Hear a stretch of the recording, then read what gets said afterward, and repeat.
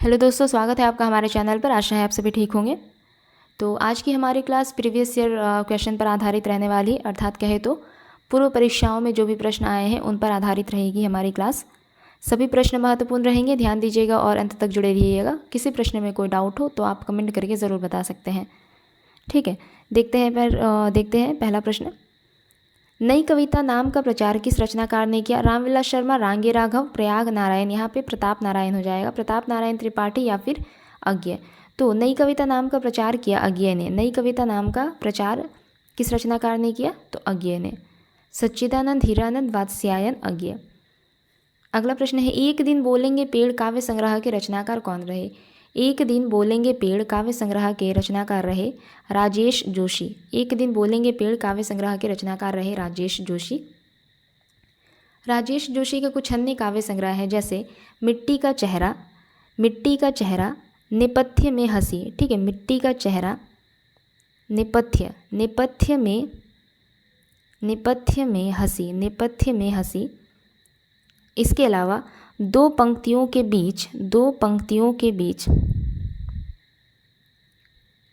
दो पंक्तियों के बीच, दो पंक्तियों के बीच, ये सभी किनके काव्य संग्रह है? तो राजेश जोशी के काव्य संग्रह है। दो पंक्तियों के बीच नामक काव्य संग्रह पर सन 2002 में, दो पंक्तियों के बीच नामक काव्य संग्रह पर सन 2002 में राजेश जोशी को साहित्य अकादमी पुरस्कार से सम्मानित किया गया था। ठीक है, ध्यान दीजिएगा। अगला प्रश्न है, नई कविता के विषय में असत्य कथन कौन सा है? तो नई कविता के विषय में असत्य कथन है, यह कविता हास्योन्मुख मध्यवर्गीय समाज के जीवन का चित्र है। यह असत्य है, यह सही नहीं है। नई कविता के विषय में यह कविता हास्योन्मुख मध्यवर्गीय समाज के जीवन का चित्र है, यह गलत कथन है। नई कविता का आरंभ सन 1954 ईस्वी में जगदीश गुप्त द्वारा संपादित नई कविता के प्रकाशन से किया गया था। नई कविता का आरंभ सन 1954 में जगदीश गुप्त द्वारा संपादित नई कविता के प्रकाशन से माना जाता है। अगला प्रश्न देखेंगे, नवगीत विधा से संबंधित काव्य कृति दर्द जहाँ नीला है के रचनाकार कौन रहे? शंभुनाथ सिंह। नवगीत विधा से संबंधित काव्य कृति दर्द जहाँ नीला है के रचनाकार रहे शंभुनाथ सिंह। इसका प्रकाशन वर्ष क्या रहा? 1977। इनके कुछ अन्य नवगीत संकलन हैं, शंभुनाथ सिंह के कुछ अन्य नवगीत संकलन हैं, जैसे रूप रश्मि, रूप रश्मि, रूप रश्मि, छायालोक, छायालोक, छायालोक, उदयाचल, उदयाचल, दिवालोक, दिवालोक। ये सभी किनके नवगीत संकलन हैं? तो शंभुनाथ सिंह के नवगीत संकलन है। इसके अलावा समय की शिला पर, समय की शिला पर, समय की शिला, समय की शिला पर, ये सभी नवगीत संकलन शंभुनाथ सिंह के हैं, जैसे रूप रश्मि, छायालोक, उदयाचल, दिवालोक, समय की शिला पर इत्यादि। आगे बढ़ेंगे। अगला प्रश्न है, लीक पर वे चले जिनके, लीक पर वे चले जिनके चरण दुर्बल और हारे हैं, हमें तो जो हमारी यात्रा से बने। इन पंक्तियों के सृजता कौन है? इन पंक्तियों के सृजता रहे सर्वेश्वर दयाल सक्सेना जी। इन पंक्तियों के सृजता रहे सर्वेश्वर दयाल सक्सेना जी। इनके कुछ अन्य प्रमुख काव्य संग्रह है, जैसे जंगल का दर्द। सर्वेश्वर दयाल सक्सेना के कुछ प्रमुख काव्य संग्रह कौन कौन से हैं? जंगल, जंगल का दर्द, जंगल का दर्द, कुआनो नदी। ठीक है, कुआनो नदी, कुआनो नदी, गर्म हवाएं, गर्म हवाएं, खूंटियों पर टंगे लोग। ठीक है, खूंटियों पर टंगे लोग, खूंटियों, खूंटियों में लिख दे रही हूँ यहाँ पर, खूंटियों पर, खूंटियों पर टंगे, खूंटियों पर टंगे लोग। ठीक है, जैसे जंगल का दर्द, खूंटियों पर टंगे लोग, कुआनो नदी, गर्म हवाएं, ये सभी सर्वेश्वर दयाल सक्सेना के कुछ अन्य काव्य संग्रह है। आगे बढ़ेंगे। अगला प्रश्न है, सहमति, सहमति नहीं यह समकालीन शब्द नहीं है, इसे बालिगों के बीच चालू मत करो। सहमति नहीं, यह समकालीन शब्द नहीं है, इसे बालिगों के बीच चालू मत करो। ये पंक्तियाँ किस कविता से उद्धृत है? तो ये पंक्तियाँ नक्सलबाड़ी नामक कविता से उद्धृत है। नक्सलबाड़ी कविता किनकी रचना है? तो धूमिल की कविता है। ये नक्सलबाड़ी धूमिल की कविता है। इनकी कुछ अन्य कविताएं हैं, धूमिल की कुछ अन्य कविताएं हैं जैसे 20 साल बाद। धूमिल की कुछ अन्य कविताएं हैं जैसे 20 साल बाद, 20 साल बाद, पटकथा, 20 साल बाद, पटकथा, लोहे का स्वाद, लोहे का स्वाद, लोहे का स्वाद। ये सभी रचनाएं किनकी है? तो सुदामा पांडे धूमिल की है। धूमिल का पूरा नाम है सुदामा पांडे धूमिल। 20 साल बाद, पटकथा, लोहे का स्वाद, नक्सलबाड़ी, ये सभी कविताएं हैं धूमिल की। आगे बढ़ेंगे। समकालीन कविता आंदोलन का सूत्रपात। समकालीन कविता आंदोलन का सूत्रपात किसने किया? तो विश्वंभर नाथ उपाध्याय ने समकालीन कविता आंदोलन का सूत्रपात किया, विश्वंभर नाथ उपाध्याय ने।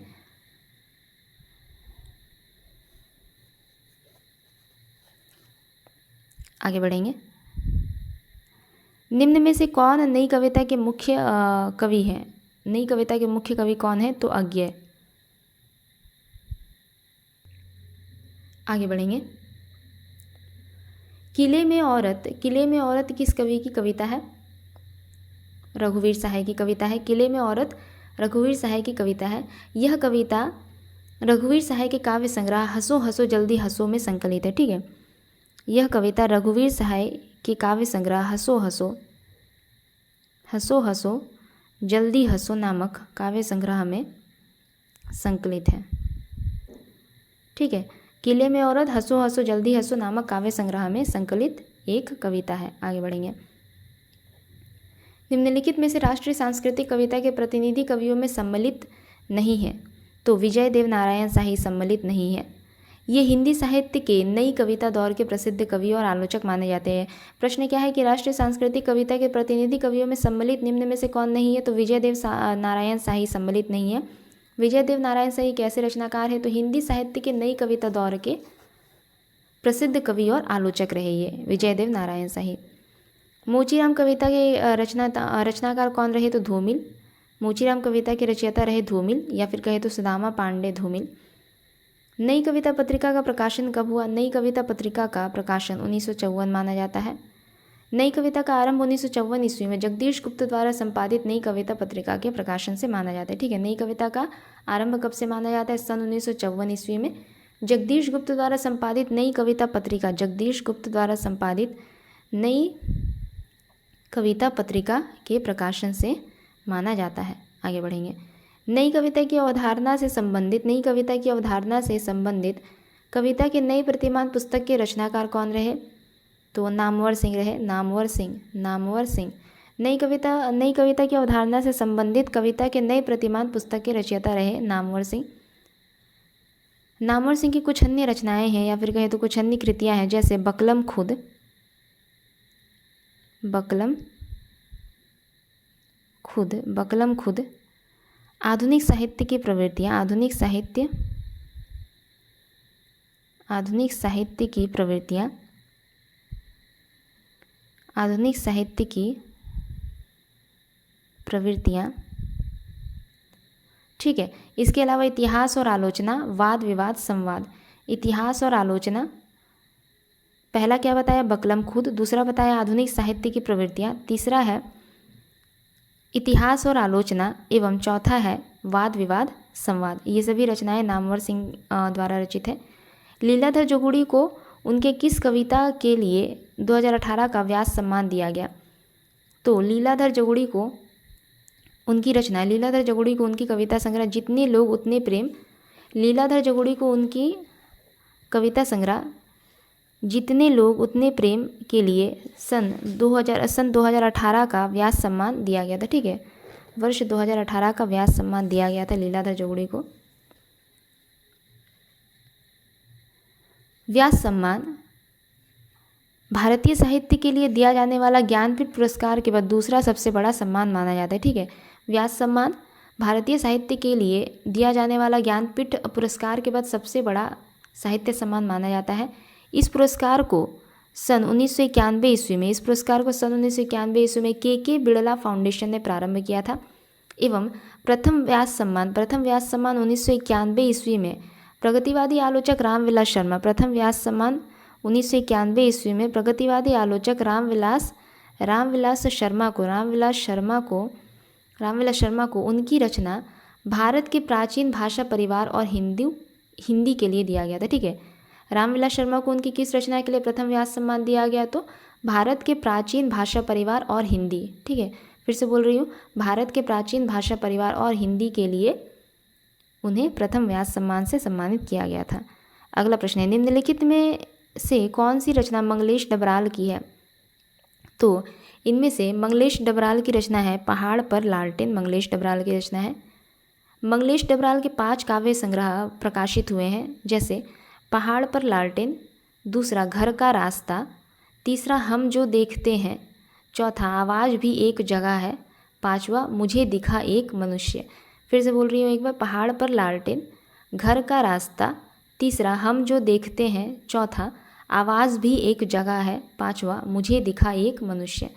हम जो देखते हैं नामक काव्य संग्रह पर मंगलेश डबराल को सन 2000 ईस्वी में, ठीक है, हम जो देखते हैं नामक काव्य संग्रह पर मंगलेश डबराल को 2000 में साहित्य अकादमी पुरस्कार दिया गया था। इसमें जो समर्पण है, समर्पण किनकी रचना है? माखनलाल चतुर्वेदी की रचना है।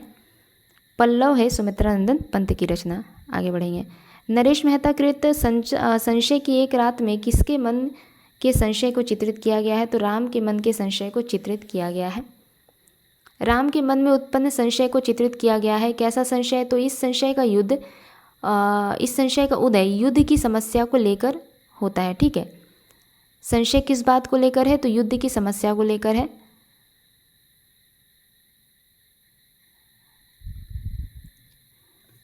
आगे बढ़ेंगे। निम्न में से मंगलेश डबराल की रचना कौन सी है? निम्न में से मंगलेश डबराल की रचना है आवाज़ भी एक जगह है। ये मंगलेश डबराल की रचना है। मंगलेश डबराल का जन्म 1948 ईस्वी में टिहरी गढ़वाल में हुआ था। ठीक है, पहाड़ पर लालटेन, घर का रास्ता, हम जो देखते हैं, आवाज़ भी एक जगह है और नए युग में शत्रु इनके 5 प्रकाशित काव्य संग्रह है। भूखंड तप रहा है किनकी रचना है? भूखंड तप रहा है चंद्रकांत देवताले की रचना है। चंद्रकांत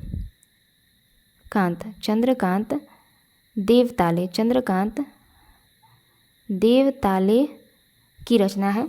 भूखंड तप रहा है। जलते हुए वन का वसंत दुष्यंत कुमार की रचना है। दुष्यंत कुमार की रचना है। बोधि वृक्ष गंगा प्रसाद विमल की रचना है। बोधि वृक्ष गंगा प्रसाद विमल की रचना है। आगे बढ़ेंगे। खबर का मुंह विज्ञापन से ढका है कि रचनाकार कौन है? लीलाधर जगुड़ी। खबर का मुंह विज्ञापन से ढका है कि रचनाकार रहे लीलाधर जगुड़ी। शंखमुखी शिखरों पर नाटक जारी है, अनुभव के आकाश में चांद इनके प्रमुख काव्य संग्रह है।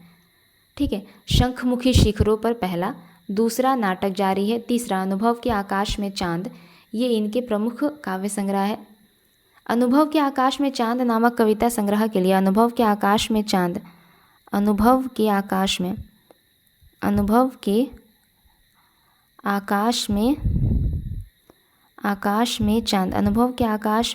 नामक काव्य संग्रह के लिए इन्हें सन 1997 ईस्वी में, लीलाधर जगुड़ी को सन 1997 ईस्वी में साहित्य अकादमी पुरस्कार से सम्मानित किया जा चुका है। इसके अलावा जितने लोग उतने प्रेम नामक कविता संग्रह के लिए सन 2018 में व्यास सम्मान से लीलाधर जगुड़ी को सम्मानित किया जा चुका है। आगे बढ़ेंगे। अगला प्रश्न है, कौन सी रचना अशोक वाजपेयी की नहीं है? निम्न में से कौन सी रचना अशोक वाजपेयी की नहीं है? तो समय देवता अशोक वाजपेयी की रचना नहीं है। यह किनकी रचना है? तो यह एक लंबी कविता है, नरेश मेहता की यह एक लंबी कविता है। ठीक है, नरेश मेहता की यह एक लंबी कविता है। समय देवता किसमें संकलित है? तो मेरा समर्पित एकांत के द्वितीय खंड में संकलित है। मेरा समर्पित एकांत के द्वितीय खंड में समय देवता नामक लंबी कविता संकलित है। आगे बढ़ेंगे। निम्न में से नई कविता की प्रवृत्ति नहीं है। कौन सी नई कविता की प्रवृत्ति नहीं है? तो व्यक्ति चित्रण वर्गीय चेतना के दायरे में, यह नई कविता की प्रवृत्ति नहीं है। नई कविता स्वतंत्रता के बाद लिखी गई वह कविता है जिसमें नवीन भावबोध, नए मूल्यों तथा नया शिल्प विधान है। सन 1954 ईस्वी में प्रयोगवादी के नाम से असंतुष्ट हो जाने के बाद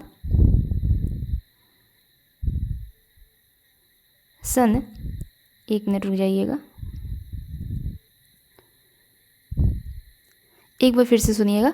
निम्नलिखित में से नई कविता की प्रवृत्ति नहीं है। कौन सी? तो व्यक्ति चित्रण वर्गीय चेतना के दायरे में, ये नई कविता की प्रवृत्ति नहीं है। ठीक है। नई कविता स्वतंत्रता के बाद लिखी गई वह कविता है जिसमें नवीन भावबोध, नए मूल्य तथा नया शिल्प विधान है। सन 1954 ईस्वी में प्रयोगवादी नाम से असंतुष्ट हो गई। ठीक है। सन 1954 ईस्वी में प्रयोगवादी नाम से असंतुष्ट होने के बाद प्रयोगवादी कविता को ही नई कविता का नाम दिया गया था। प्रयोगवादी कविता का ही नाम नई कविता रखा गया। कब? सन 1954 ईस्वी में। आगे बढ़ेंगे। अगला प्रश्न है, धूमिल की रचनाएं हैं निम्न में से कौन सी? तो संसद से सड़क तक तथा कल सुनना मुझे, ये धूमिल की रचनाएं हैं। आगे है, शहर अब भी संभावना है वह एक पतंग अनंत में।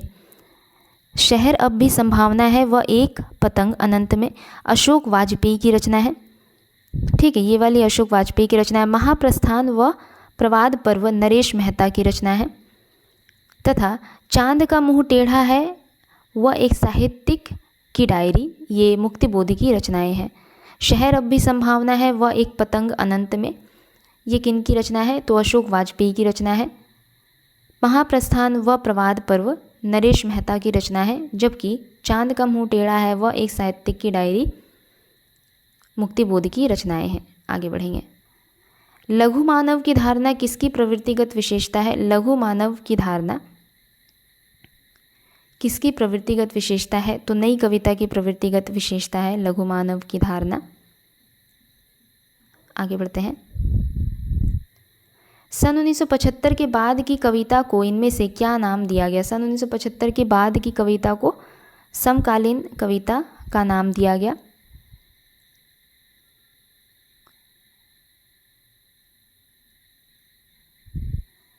आगे बढ़ेंगे। अगला प्रश्न है, इनमें से कौन सा एक कवि नई कविता से संबद्ध नहीं रहा है? कौन सा एक कवि नई कविता से संबद्ध नहीं रहा है? तो नेमी चंद्रजन नई कविता से संबद्ध नहीं रहे हैं। आगे देखेंगे। सोए पलाश दहकेंगे शीर्षक नवगीत संग्रह के रचनाकार कौन है?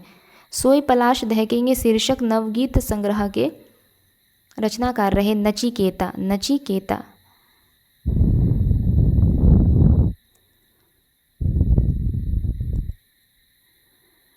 तो आज का यह हमारा अंतिम प्रश्न रहा। अगले क्लास में जल्दी मिलेंगे। तब तक के लिए अगर आप लोगों को हमारी क्लास अच्छी लगे तो लाइक, शेयर और सब्सक्राइब ज़रूर कर सकते हैं। धन्यवाद।